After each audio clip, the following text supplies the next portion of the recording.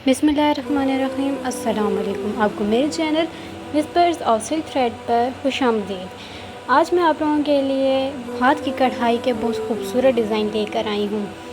जब कोई हाथ से कढ़ाई कर रहा होता है तो वो सिर्फ सुई नहीं चलाता, वो अपनी कहानी सुनाता है, वो अपने ख्वाब बुनता है। हर रंग, हर डिज़ाइन एक जज्बा होता है, कभी खुशी का, कभी सब्र का और कभी मोहब्बत का। अगर आप भी इस मोहब्बत की खुशी को अपने दिल तक पहुंचाना चाहते हैं तो इस सफ़र का हिस्सा बने।